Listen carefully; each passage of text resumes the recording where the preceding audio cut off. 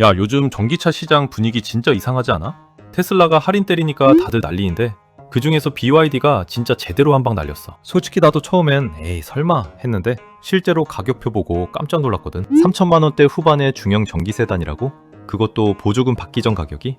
이게 대체 무슨 일인가 싶더라고. 근데 이거 그냥 단순 할인이 아니야. 아예 새로운 트림을 들고 나온 건데 가격은 700만 원이나 낮추고 스펙은 그대로 유지했어. 이게 진짜 포인트거든. 다들 이런 생각하잖아. 중국 차인데 괜찮아? 싸게 만들려고 어디 빼먹은 거 아니야? 나도 똑같이 생각했어. 근데 실제로 들여다보니까 생각보다 허술하게 만든 게 아니더라고. 오히려 놀란 부분이 몇 개 있었어. 여기에 더해서 BYD 아토3라는 전기 SUV는 아예 캐시백 이벤트를 터뜨렸거든. 삼성카드랑 손잡고 거의 300만 원 가까이 현금 돌려주는 수준이야. 이거 우회 할인 아니냐고 할 정도로 파격적이지. 테슬라가 가격 내리니까 BYD도 맞불러 온 건데 근데 방식이 좀 달라. 테슬라는 기존 차 가격 깎는 거고 BYD는 아예 싼 트림을 새로 내놓은 거거든. 어떤 게 더 효과적일지는 모르겠는데 소비자 입장에선 선택지가 늘어난 거니까 나쁘지 않지. 그럼 현대기아는 뭐 하고 있냐? 솔직히 지금 좀 난처한 상황이야. 국산차 브랜드인데 가격은 더 비싸고 그렇다고 성능이나 옵션에서 압도적인 것도 아니거든. 이러다 진짜 중국 브랜드한테 밀릴 수도 있겠다 싶더라고. 오늘 제대로 정리해 줄 테니까 끝까지 들어봐. 차 살 생각이 있든 없든 요즘 전기차 시장이 어떻게 돌아가는지는 알아두는 게 좋거든. 특히 BYD가 이번에 뭘 어떻게 들고 나왔는지, 이게 진짜 가성비가 좋은 건지 한번 제대로 파헤쳐 볼게. BYD 실, 이 차 이름 들어봤어? 솔직히 국내에서 아직 많이 알려진 차는 아니야. 테슬라나 현대 아이오닉 같은 차들에 비하면 인지도가 좀 떨어지는 게 사실이지. 근데 이번에 출시한 새 트림은 완전 판을 뒤집을 만한 녀석이야. BYD 실은 기본적으로 준대형 전기 세단이야. 크기로 치면 소나타보다 조금 더 크고 그랜저랑 비슷한 급이라고 보면 돼. 근데 지금까지는 4륜구동 AWD 모델만 팔았거든. 그것도 가격이 4,700만 원대였어. 솔직히 이 가격이면 현대 아이오닉 6 롱레인지 모델이랑 비슷한 수준이지. 그런데 이번에 BYD가 뭘 한 줄 아냐? 후륜구동 RWD 모델을 새로 내놨어. 그것도 두 가지 트림으로. 하나는 기본형인 RWD, 가격이 3,990만 원. 또 하나는 플러스 트림인데 4,190만 원이야. 기존 4륜구동 모델보다 무려 700만 원 가까이 싸진 거지. 자, 여기서 계산기 한번 두드려 볼게. 전기차는 보조금 받잖아. 국고 보조금하고 지자체 보조금 합치면 실제 구매가는 서울 기준으로 3,700만 원대까지 떨어져. 이게 무슨 의미냐면 소나타 하이브리드 상위 트림 가격이랑 비슷하다는 거야. 소나타 하이브리드 익스클루시브 모델이 깡통으로 3,670만 원이거든. 근데 BYD는 이 가격대에 전기차를 던진 거지. 그것도 준대형급으로. 이게 얼마나 파격적인지 감이 오지? BYD가 노린 포지션이 뭐냐면 전기차 입문자들한테 부담 없는 가격으로 큰 차를 주겠다는 거야. 보통 전기차 하면 비싸다는 인식이 있잖아. 그래서 코나 일렉트릭이나 니로 같은 소형 SUV를 많이 고려하는데 BYD는 아예 그 위급을 비슷한 가격에 주겠다는 전략인 거지. 근데 여기서 중요한 게 하나 있어. BYD는 중국 브랜드야. 이게 사람들한테는 좀 거부감으로 작용할 수 있거든. 중국 차 타도 괜찮을까? 품질은 믿을만해? 이런 의심 당연히 들지. 나도 그랬으니까. 근데 BYD가 어떤 회사인지 한번 보면 생각보다 만만한 데가 아니야. 전 세계 전기차 배터리 시장에서 2위 업체거든. 테슬라도 BYD 배터리 쓰는 모델이 있을 정도야. 그리고 전기버스는 이미 유럽이랑 미국에서도 많이 굴러다녀. 단순히 싼 차만 만드는 회사가 아니라는 거지. 이번 CL 후륜구동 모델은 BYD가 한국 시장에서 본격적으로 승부수를 던진 거야. 가격으로 확실하게 어필하면서 동시에 스펙도 타협 없이 가져간 거지. 그래서 이 차는 가성비 전기차를 찾는 사람한테 딱 맞는 포지션이야. 패밀리카까지는 아니고 그렇다고 혼자 타기엔 좀 아깝고 부부나 연인끼리 또는 출퇴근 플러스 주말 나들이용으로 쓰기 딱 좋은 크기야. 뒷좌석도 널널해서 가족 태우기에도 부족함이 없어. 그러니까 정리하면 BYD 실은 전기차 시장에서 가격 대비 크기와 성능으로 승부를 거는 차야. 브랜드 프리미엄은 아직 약하지만 실속으로는 충분히 메리트가 있는 녀석이지. 특히 이번 후륜구동 모델은 대중성을 확 잡으려는 전략이 확실히 보여. 자, 이제 본격적으로 이 차가 뭘 가지고 나왔는지 얘기해볼게. 가격이 싸다고 해서 성능까지 떨어지면 의미 없잖아. 근데 결론부터 말하면 성능 전혀 안 깎았어. 오히려 놀랄 정도로 제대로 넣어줬더라고. 먼저 모터부터 봐볼게. 후륜 싱글 모터인데 최고 출력이 230kW야. 마력으로 환산하면 313마력이거든. 이게 얼마나 센 거냐면 보통 내연기관차에서 3.0L 6기통 엔진 수준이야. BMW 3 시리즈 6기통 모델이랑 비슷한 출력인 거지. 토크는 360Nm 나와. 이건 전기차의 장점이 그대로 드러나는 부분이야. 내연기관차는 RPM 올려야 토크가 나오는데 전기차는 정지 상태에서도 최대 토크가 바로 나오거든. 그래서 출발할 때 확 밀어주는 느낌이 강해. 제로백은 5.9초야. 정지 상태에서 시속 100km까지 5.9초 만에 도달한다는 거지. 이게 빠른 거냐고? 충분히 빨라. 소나타 하이브리드가 8.5초 정도 나오거든. 아이오닉 6 롱레인지 후륜이 7.4초 정도고, 그러니까 웬만한 스포츠 세단 수준은 되는 거야. 물론 사륜구동 모델은 더 빨라. 근데 솔직히 일상주행에서 5.9초랑 3.8초 차이를 체감하기는 힘들어. 둘 다 충분히 빠르니까. 고속도로에서 추월할 때도 전혀 답답함 없고, 출퇴근하고 주말에 나들이 갈 때 이 정도면 차고 넘쳐. 다음은 배터리랑 주행거리야. 이게 전기차에서 제일 중요한 부분이지. BYD는 자체 개발한 블레이드 배터리를 쓰거든. LFP 배터리라고, 리튬 인산철 배터리. 이게 3원계 배터리보다 안전성이 높고 수명도 길어. 대신 에너지 밀도가 좀 낮은 편이긴 한데, BYD는 이걸 블레이드 형태로 만들어서 공간 효율을 높였어. 용량은 82kWh야. 1회 충전 주행거리는 449km 나와. 복합 인증 기준으로는 400km고, 이 정도면 웬만한 중거리는 충분히 커버되지. 서울에서 부산까지는 좀 빡빡하지만 서울에서 대전이나 강릉 정도는 여유 있게 갈 수 있어. 근데 여기서 의문이 될 수 있어.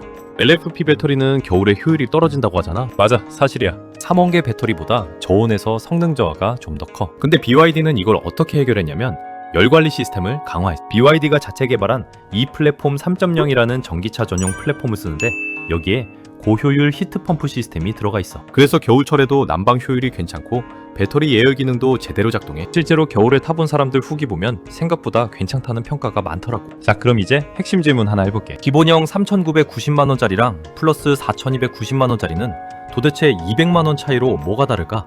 이게 진짜 중요한 부분이고, 놀랍게도 BYD는 안전 및 주행 보조 시스템에서 급을 나누지 않았어. 두 트림 모두 똑같은 안전 사양이 들어가. 보통 수입차나 국산차나 엔트리 트림에서는 ADS 기능 일부를 빼거나 에어백 개수를 줄이는 경우가 있는데, BYD는 3,990만원짜리 기본 모델에도 최상위 트림과 동일한 안전 사양을 넣었어. 에어백만 봐도 총 9개가 들어가. 운전석 조수석은 기본이고, 사이드 에어백, 커튼 에어백, 심지어 운전석 무릎 에어백까지. 이건 웬만한 럭셔리 세단 수준이야. 그리고 ADAS, 즉 첨단 운전자 보조 시스템도 풀로 들어가 있어. 차선 유지 보조, 차선 이탈 경보, 전방 충돌 경보, 자동 긴급 제동, 사각지대 경보, 후측방 경보, 이런 것들 전부 기본이야. 반자율 주행 기능도 들어가 있어서 고속도로에서 차선 따라가면서 속도 조절하는 거 다 돼. 이 정도면 안전성에서는 전혀 타협하지 않았다는 거지. 전륜 더블 위시본 서스펜션이랑 타공 브레이크 디스크 같은 하드웨어적인 기본기도 동일해. 이건 승차감이랑 제동력에 영향을 주는 부분인데, 여기도 급을 나누지 않은 거야. 그럼 200만원 더 비싼 플러스 트림은 뭐가 좋을까?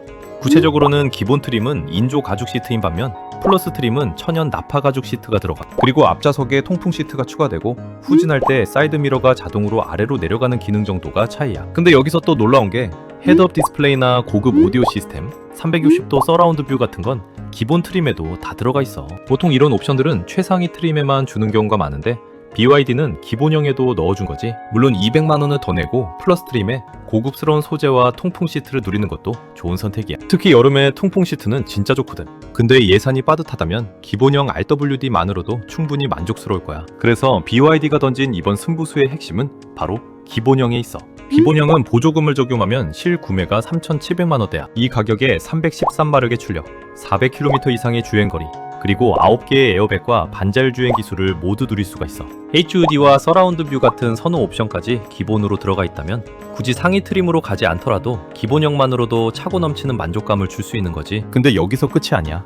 BYD의 공습은 실에서 끝나지 않았거든. 이미 출시되어 판매 중인 전기 SUV 아토3에 대해서도 파격적인 금융 프로모션을 진행하고 있어. 최근 BYD 코리아는 딜러 금융 파트너사인 삼성카드와 손을 잡고 엄청난 캐시백 이벤트를 내걸었어. 내용을 자세히 뜯어보면 사실상 우회적 가격이 하나 다름없는데, 혜택 내용은 삼성카드 다이렉트 오토를 통해 일시불로 1,000만원 이상 결제 시 실 RWD는 6.2%, 아토3는 11%의 캐시백을 지급한다는 내용이야. 두 차량의 가격을 고려했을 때 캐시백을 금액으로 환산하면 실 RWD는 최대 약 235만원, 294만원에 달해. 거의 300만원 가까이 돌려받는 거지. 여기에 더해 할부를 원하는 분들을 위해서는 60개월 무이자 할부 프로그램까지도 내걸었어. 기본 트림 가격에 두 모델의 캐시백 할인에 전기차 보조금까지 더하면 서울 기준 실제 구매가는 JWD가 3,530만원, 아토3가 2,690만원이 돼. 이게 얼마나 싼 건지 감이 안 오지?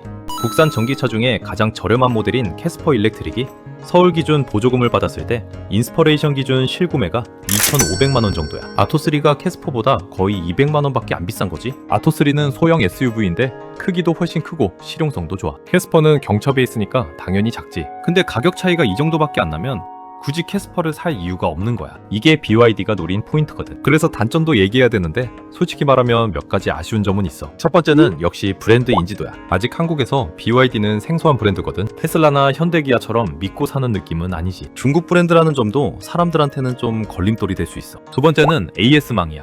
국산차처럼 전국 어디서나 서비스 센터가 있는 게 아니거든. 지금은 주요 도시에만 있어서 지방에 사는 사람들은 좀 불편할 수 있어. 물론 BYD도 이거 알고 있어서 계속 확대하고 있긴 한데 아직은 부족한 게 사실이야. 세 번째는 중고차 시세야. 중국차는 아직 중고 시장에서 가격이 어떻게 형성될지 예측하기 힘들어. 국산차나 일본차, 독일차는 어느 정도 시세가 형성돼 있는데 BYD는 아직 데이터가 부족하거든. 나중에 팔 때 손해볼 수도 있다는 리스크가 있지. 근데 장점도 분명해. 가격 대비 성능이랑 옵션은 진짜 좋아. 3,500만 원대에 이 정도 스펙을 가진 전기 세단은 국산차에도 없거든. 그리고 LFP 배터리는 수명이 길어서 장기적으로 보면 유리할 수 있어. 배터리 교체 비용 걱정을 덜 수 있다는 거지.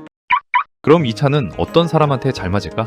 정리해볼게. 먼저 이런 사람한테 추천해. 전기차를 처음 사는데 부담스럽지 않은 가격으로 큰 차를 원하는 사람. 출퇴근이 주 용도고 가끔 가족이나 지인 태우는 정도의 사용 패턴을 가진 사람. 브랜드보다는 실속을 따지는 사람. 이런 사람들한테는 진짜 괜찮은 선택지야. 특히 서울이나 수도권에 사는 사람들한테 좋아. 충전 인프라도 잘 돼 있고 AS 센터도 접근하기 쉽거든. 그리고 전기차 보조금도 잘 받을 수 있어서 실구매가를 확 낮출 수 있지. 또 하나, 세컨카로 쓸 사람한테도 추천해. 이미 메인카가 따로 있고 출퇴근이나 짧은 거리 이동용으로 전기차 한 대 더 두고 싶은 사람. 이런 경우엔 브랜드 프리미엄보다는 가성비가 중요하니까 BYD가 딱이지. 근데 이런 사람한테는 안 맞아. 브랜드 가치를 중요하게 생각하는 사람. 아무래도 BYD는 아직 프리미엄 브랜드는 아니거든. 주변 사람들한테 차 자랑하고 싶다면 솔직히 BYD는 아니야. 장거리 주행을 자주 하는 사람한테도 좀 애매해. 400km 주행거리가 나쁜 건 아닌데 겨울철 효율 생각하면 실제로는 300km 정도로 봐야 돼.